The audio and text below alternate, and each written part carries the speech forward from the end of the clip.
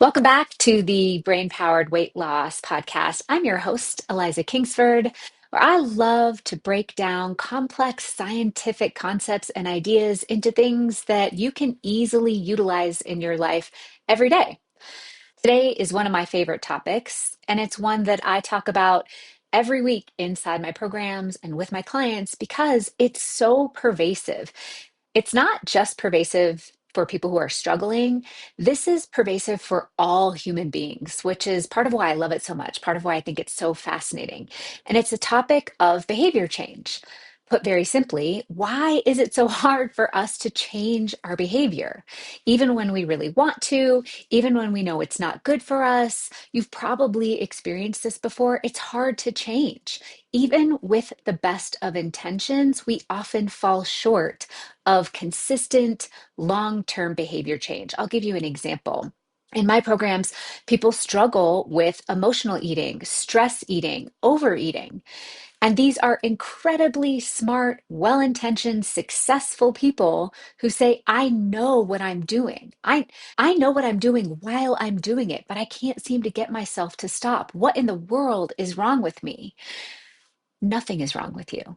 And I love to talk about this topic for two reasons. Number one, so people can stop feeling like something is wrong with them. And number two, so people can start to actually make the changes required to get themselves out of this situation. There is a way out. Once we understand this mechanism of the brain, of the nervous system, and how it works together, how it impacts us every day, then we can start to make changes, real changes that actually lead to changing behavior long term. So let me just start with what I think is a really fascinating example of how this works. There is extensive research done on patients who have suffered a heart attack. And doctors, after a patient suffers a heart attack, as you can imagine, will tell a patient that there are some things they need to change, some lifestyle factors that they need to change in order to prevent another cardiac event, right? So let's talk about three different common lifestyle changes that doctors will often prescribe for their patients and the extensive research done on whether or not people adhere to these lifestyle changes. Now, why would I be bringing this up? If you can imagine one of the scariest events in your entire life, perhaps having a heart attack would be high on that list, right? I think we could all agree that having a heart attack and coming close to death might put your life into a bit of a different perspective and perhaps motivate you to make some real changes so that you don't have a heart attack again, right? Well, interestingly, illustrating my point about behavior change and the complexity of behavior change is the research on people who do not make lifestyle changes even after they have experienced a heart attack. So let me tell you about it. One of the things doctors will recommend, as you can imagine, is an exercise routine. People need to move more for metabolic health and wellness and cardiac health, etc. So after a heart attack, patients are usually strongly advised to increase their exercise because it substantially reduces the risk of another cardiac event. Yet, what the research shows is that only about 20 to 50% of the eligible patients actually complete the structured rehabilitation that the doctor's office prescribes. And even among those who complete the structured exercise, most gradually stop exercising once the structured program ends. In other words, they know they should be exercising, but they stop doing it over time. They go back to their baseline level of functioning. They go back to their pre-heart attack behaviors, which was a lack of exercise. Now, what's interesting is that these patients will report they know exercise helps. They believe exercise will help them. They intend to exercise. They want to exercise, but yet they still struggle to maintain the behavior. All right, another example. What about diet? As you can imagine, a doctor will prescribe a healthier diet, oftentimes a Mediterranean style diet after a heart attack. These guidelines are usually crystal clear from the doctor: reducing saturated fat, increasing fruits and vegetables, maintain a healthy weight, right? Sounds simple enough. You would think that the heart attack might be a motivating factor. But despite receiving this education and these recommendations, adherence to these things is surprisingly poor. Research shows that even though they are given these very clear recommendations, most people are not adhering to these lifestyle changes. Again, it's not because they don't know that they should, it's not because they don't believe it would help, and it's not because they don't want to. It's because behavior change is very complex. It's not as simple as deciding you want to change your behavior and then being able to stick with it. Okay, number three, actually, for me, was the most fascinating piece because you would think it is the most simple piece, and this is medication adherence. Think about it. You just need to take a pill, maybe once or twice a day. 50% of patients do not even take the medication that they are prescribed to prevent another heart attack. 50%. We're talking about taking a pill. Takes less than 3 seconds, but we're still not adhering to the behavior. 50%. These are medications that lower blood pressure, they prevent strokes, they reduce the heart attacks, they improve diabetes. Still, one pill, not taking it. 50% of people. That was wild to me. I know this stuff, I study this stuff, and the medication piece blew my mind. Now I can relate to this because even today there are supplements, there are things that I want to take. But if I do not set up my environment just right, I will completely forget to take it. Not because I don't want to, not because I don't think that they're good for me, but because behavior change is hard. We are creatures of habits and homeostasis, which I'll talk about in just a second. And that takes energy, intention, and focus for us to change. That energy, intention, and focus is metabolically expensive, which means behavior change is hard. It's pretty popular in the media to say, well, once we know better, we'll do better. But that statement is wildly incorrect. And actually, I would say more accurately, incomplete. We can't do better until we know better. But knowing better is just the first step. So, the example of the patients with a heart attack, you probably could argue that they knew better before, but certainly they knew better afterwards. Their doctor was very clear saying, we need to increase your exercise, you need to change your diet, and we need to take these medications. Now we know better. But that's just the first step. You need to know better in order to do better. In other words, awareness is the first step of change. However, information does not lead to change. This is problematic for most people because there are so many people that are accustomed, trained to gather information. If I just read the next book, if I just subscribe to the next blog, if I just listen to the next podcast, I will get the information I need to change. But it is wildly incomplete. Information does not lead to changing behavior. It is necessary as the first step. We do need to know better. If we're not aware of the problem, then we'll never be able to do better. Awareness is key. So, what actually leads to changing behavior? Well, no surprise to my followers, the answer lies in the nervous system, the brain and the body connection. If you're not that familiar with the nervous system is made up of your brain, your spinal cord, and the bundle of nerves and cells, the wiring essentially that connects all of these things together. So your brain is part of your nervous system. So sometimes I will use those terms interchangeably. Now, I could make an argument for there being two key components to actually changing behavior. Number one, safety in the nervous system. Number two, what happens in the brain. But today's podcast is focused primarily on what happens in the brain to keep us exactly the same. In other words, what happens in the brain that makes it so hard for us to change our behavior, even when we really want to.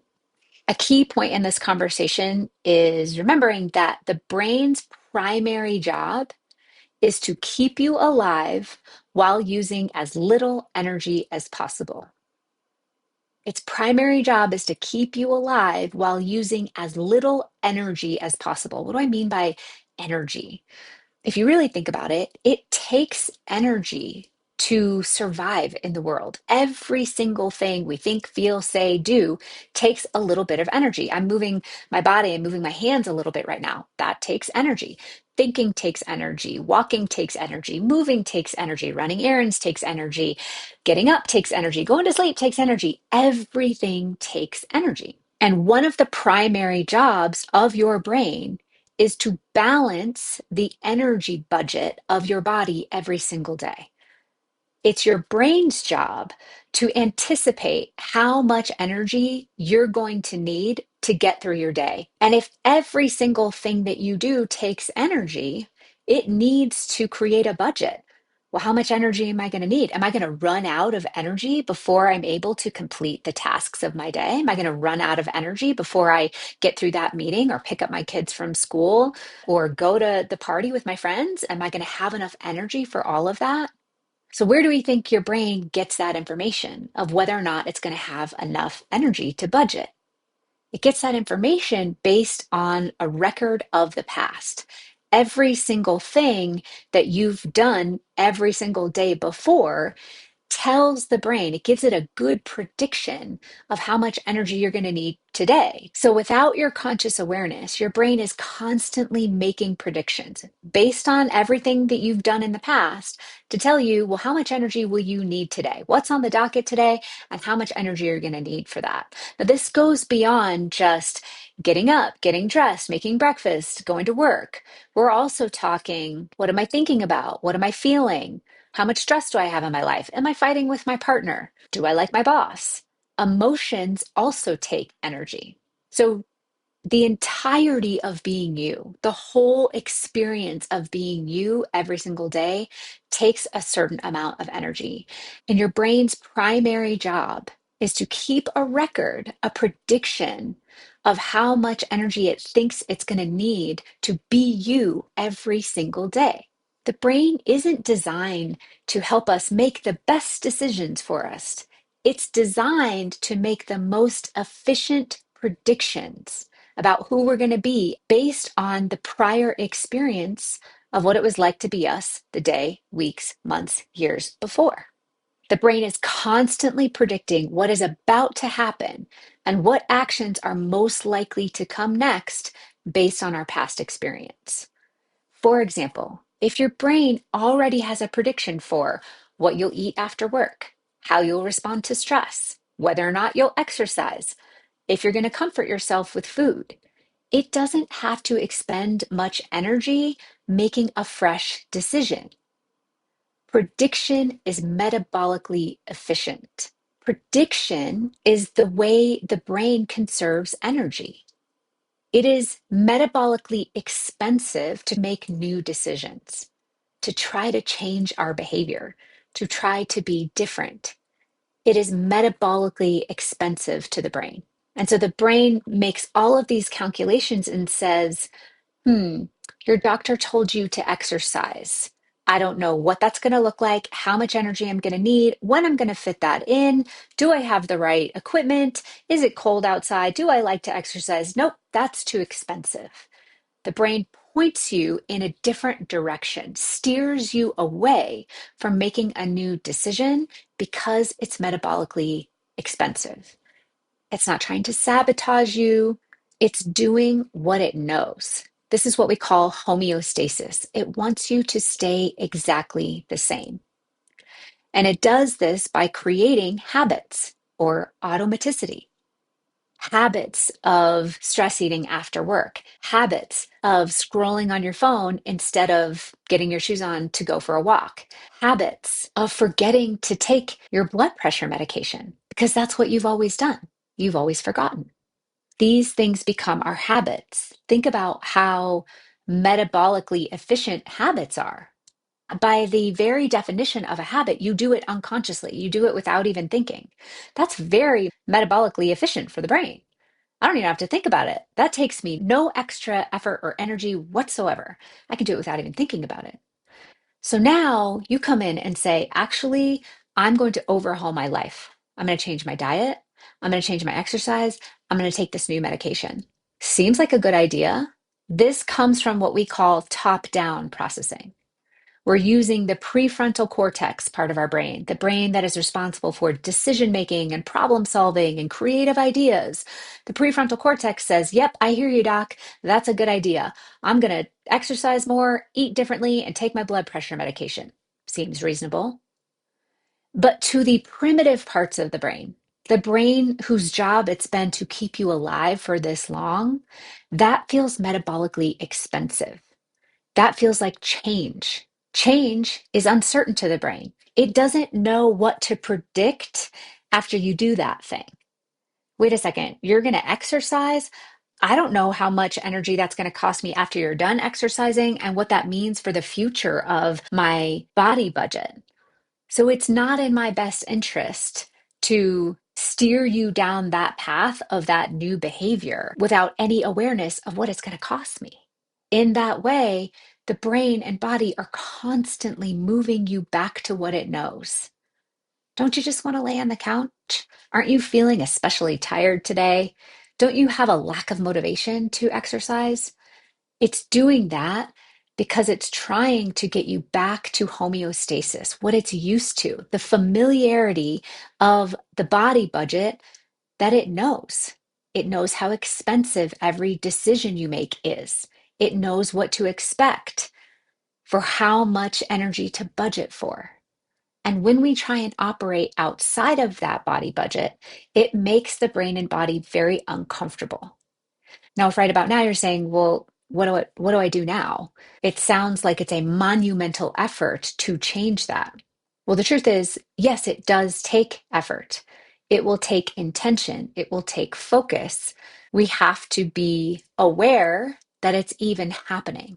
But the beautiful part is, once we get really familiar with the way the brain and body works and how they work together in symbiosis, because they do, the brain and the body are always working together. Remember, the brain is part of the nervous system. So when we say the nervous system, that includes the brain along with the rest of our body. As we get the whole nervous system working together as a unit, there are ways that we can systematically teach the brain to go in a new direction in ways that feel metabolically flexible so that the brain will still have the question, how much is this going to cost me? Is this okay? But we're also bringing the body along that says, yep, it's safe. This is a positive direction for us. And so they work in tandem together. Brain gets a signal alert. I'm not sure. I don't know how much energy this is going to take. Is this going to be okay? And the body comes right along and says, yep, it's safe. We can continue going in this direction. And we can systematically teach the brain and body to continue to work together in the direction we want to go. What doesn't work, what is unsuccessful for people, is for us to force the body in a new direction without bringing them together to work in tandem. When we just say, I'm going to cut out all sugar and I'm going to exercise 5 times a week. And we have this expectation that we should just be able to follow through with that because we said so. We're ignoring the way the physiology works. And we might be able to stick to that plan, adhere to that plan for a certain amount of time until the brain runs out of its body budget and says, this is exhausting. And it'll start to pull you back to homeostasis. It goes back to what it knows. So, this is why you'll see people be able to carry out New Year's resolutions for a certain amount of time. And then eventually they end up back where they started. Or even people who are able to adhere to really restrictive diets for a certain amount of time before they end up going back to what they know and the familiar behavior. If you do not learn how to work with these things in tandem, this is the really interesting part, you end up creating a predictive loop for the brain, and your failure becomes the very thing that the brain has learned to expect. Let me slow that down. Let's say you are a chronic dieter and you've gone on many, many diets. Over time, if your pattern is, I'm going to adhere to this diet and I'm going to work really hard and I'm going to force myself to do it for a certain amount of time, and then eventually I fall off and go back to familiar behavior, your brain has learned, oh, I know this pattern. It's learned to predict that you're going to fail. What that means is that each time you go on a new diet, it gets harder and harder to adhere to it. You're able to adhere to it for a shorter and shorter amount of time. And that's your cue that the brain is learning your pattern. It's saying, I know what's going to happen here. We're going to go on this new diet. We're going to eventually fall off. And we're going to go back to these patterns that we're familiar with. And so the brain says, well, let's shortcut this. Let's cut out the middleman. You used to be able to adhere to your diet for 6 months.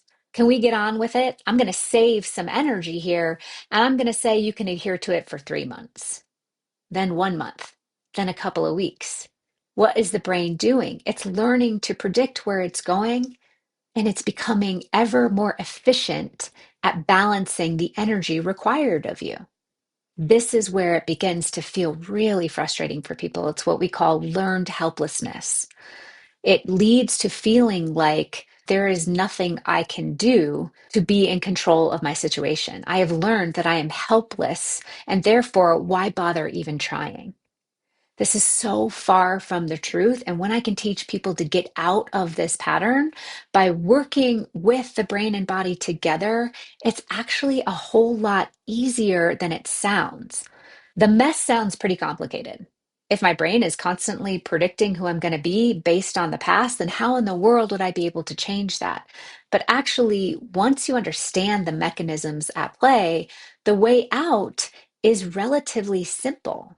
Simple, not easy, because it does take intention. It takes retraining our brain and body to work together in symbiosis, but it is absolutely possible. I've seen it thousands of times.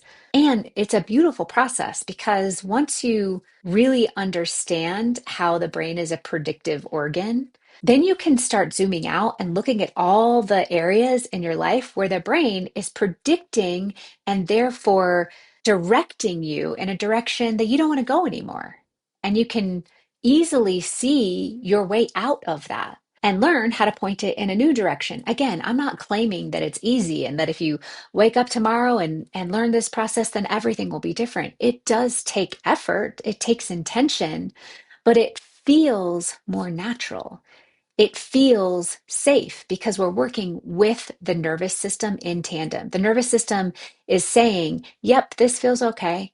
I feel safe to go in this direction. And then the brain is picking that up and saying, okay, let's keep going bit by bit over here. Because the brain is a predictive organ, as soon as you teach it to safely go down a new track, it picks that up on its own and it's going to send you down the new track automatically. The same way it learned to automatically send you down a track of emotional eating, not exercising, using food for comfort. It has the ability to pick up new cues and send you down a new track of aligned eating, trusting yourself around food, enjoying movement. And so when we learn to work with the nervous system in this way, not only are you able to reliably change behavior, but we do so in a way that does not feel like force or control. It feels like alignment, trust, and changing those behaviors feel like the next natural thing for you to do because there's now ease involved in the equation. Okay, so the big takeaways from today is that change is complex. Most of us have been taught that change stems from making a decision with our prefrontal cortex. We call that top-down decision making. But in reality, our ability to carry out change actually comes from the bottom-up processing. It comes from the nervous system through the brain, which then results in our ability to adhere to those changes or not. Remember that the brain is a predictive organ and change is metabolically expensive. So we need to teach the brain that while, yes, change is going to metabolically cost you more, that it's safe to do so, that you have capacity, and we'll call it reserves, in that body budget to be able to account for change. And as you do that, change becomes easier and more sustainable long term. So if you are someone who has gotten frustrated with yourself for having the best of intentions, trying to change something, but you can't seem to carry that out in real life or with any consistency, just know you're not broken. This isn't about you. This is the way that your physiology was designed. And this is why it's my favorite thing to come and do these podcasts to help explain complex physiology like this in a way that's affecting you on a day-to-day basis and hopefully giving you some hope for understanding that we can change this, that we can work with this. I always say in my programs, the material sounds complex, but the solutions are simple. The way out is a lot easier than you think. I hope this was helpful for you. If you enjoyed this today, please share with someone who you think might benefit from this. And please reach out and let us know what you'd like to hear on a future podcast. I always love hearing from you. And one of my favorite things to do is respond to the questions that you send in. So please keep them coming. Until next time, I'll see you on the next episode.